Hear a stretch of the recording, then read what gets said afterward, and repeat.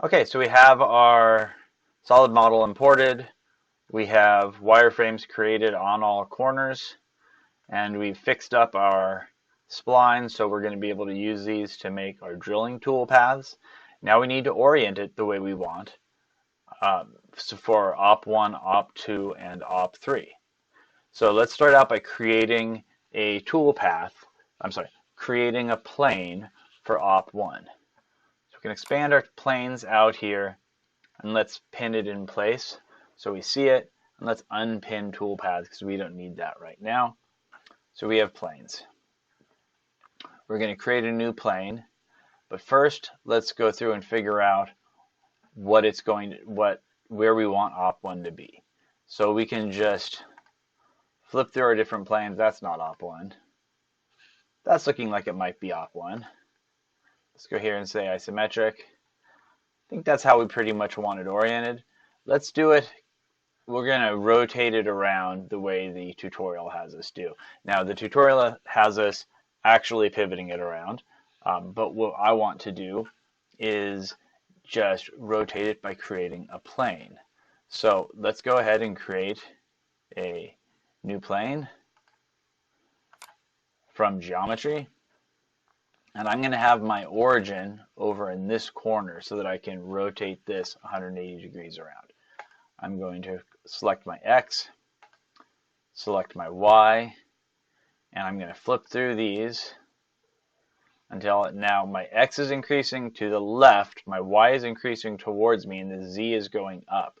So what that's going to do is when I say OK here, it's now going to flip my part around. We're going to call this op1. There we go. Take a look over here, advanced. Make sure that we have create view sheet and save bookmark. And we named this op1. We have set as WCS set. Everything else is fine. We're going to use automatic work offset numbers for this one. If we wanted to do it manually, we could.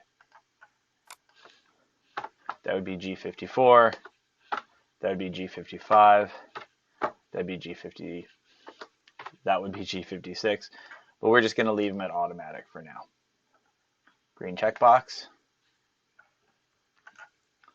Isometric. So here we go. We rotated our part around. We have our origin in the upper right-hand corner. I think that's what we want for op1. So let's go down here. This is the view sheet that was created for op1. Let's go ahead and say save view sheet bookmark. Now there's our one view. There's another. Let's go ahead and delete this one. We don't need this one. So we have an op1 view sheet right there. Let's create our plane for op2, which is going to be on this surface right here, and we're going to drill these holes. Let's rotate that up so we can kind of see it kind of how we want it oriented when we're doing it. And we can say create new plane from geometry, select our X, select our Y, rotate through here until we see X increasing to the right, Y increasing away, Z increasing up. Checkbox. Let's name this one op2. This should still say create view sheet and save bookmark because we had it set before. We come back over here. We want this set as WCS. Come down here, say isometric. Now we have two view sheet bookmarks. We need to right click this one, save view sheet bookmark. There's our op1. There's our op2.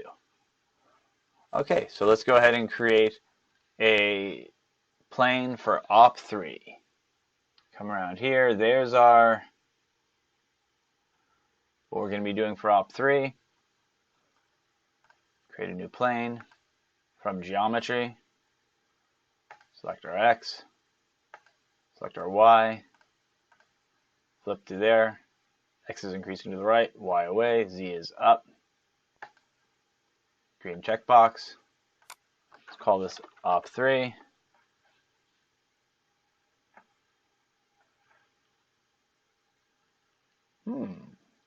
Okay, we lost that somehow. Okay, create a new plane. Not sure exactly what happened there. Choose our X, choose our Y.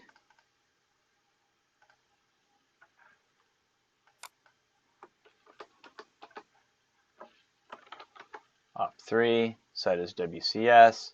Make sure we create a viewsheet bookmark. Go to isometric. And save viewsheet bookmark. Now I can flip through these and look at my op1, my op2, and my op3. Maybe I zoom in a little bit here. I kind of like that right there. Save viewsheet bookmark.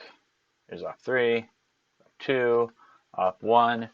It's very important to, when you're creating tool paths, know what your current WCS is, which is controlled by which plane is selected. It's easy to make a mistake and create a tool path that uses the wrong WCS, and that's a really quick way to create a crash that may look okay when you're backplotting it or verifying it in Mastercam, but when you get out to the machine, it can cause a crash. So, couple things. One, you could not create these planes until you're creating the tool paths for that op. So for op1, create your plane, and then create all your tool paths for it. Op2, create your plane, then create all your tool paths. Op3, create your plane, then create all your tool paths.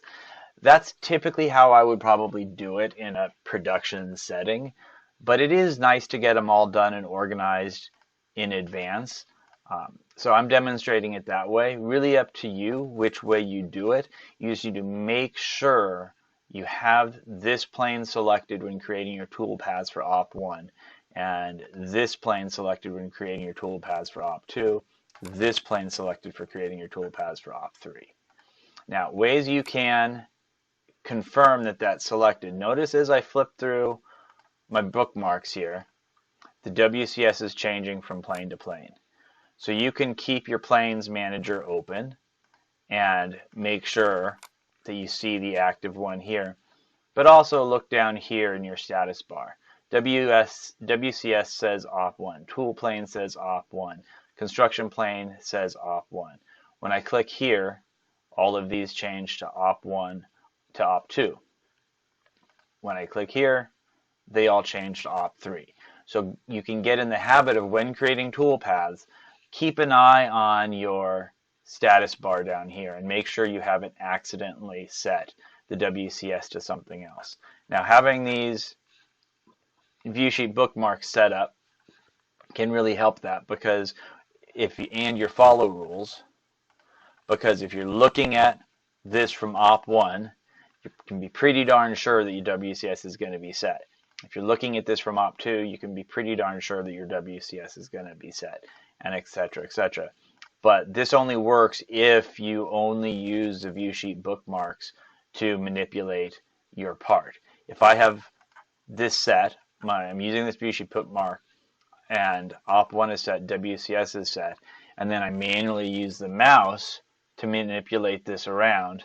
Now I'm kind of looking down at op2 here, but my WCS is still set at op1. So ideally, once you get your view sheets set up, you will only use these to flip through the various aspects of the part.